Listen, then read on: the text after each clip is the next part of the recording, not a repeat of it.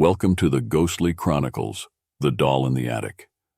In a quaint old house at the edge of town, young Emily and her family had just moved in. The house, with its creaky floors and drafty windows, had a charm of bygone days, but there was one part of it that filled Emily with dread: the attic. One rainy afternoon, as Emily explored the house, she found a narrow staircase hidden behind a door. Curious, she climbed the steps to the attic, the air growing colder with each step.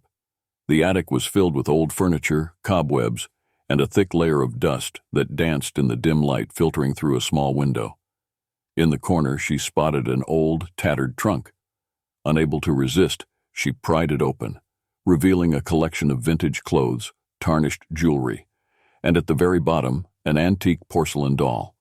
Its glass eyes seemed to glint in the gloom, and a chill ran down Emily's spine as she picked it up. That night, Emily placed the doll on a shelf in her room and went to bed. As the house settled and the rain pattered against the windows, she was awoken by a soft, scratching sound.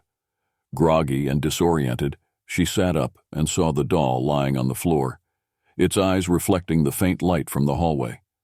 Thinking it had simply fallen, she put it back on the shelf and returned to bed.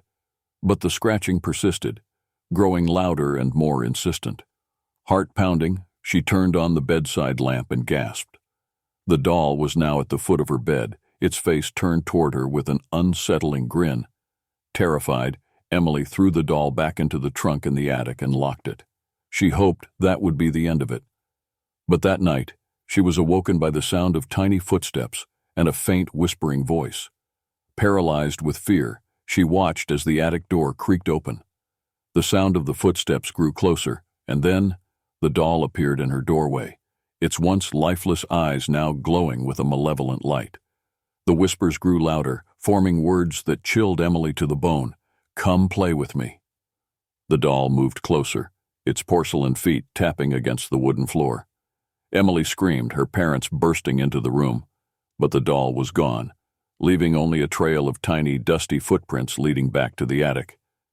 From that night on, Emily refused to sleep in her room, and the family eventually moved away, leaving the house and its eerie inhabitant behind.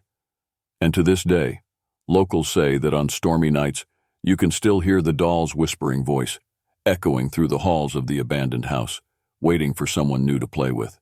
Please like, share, and subscribe.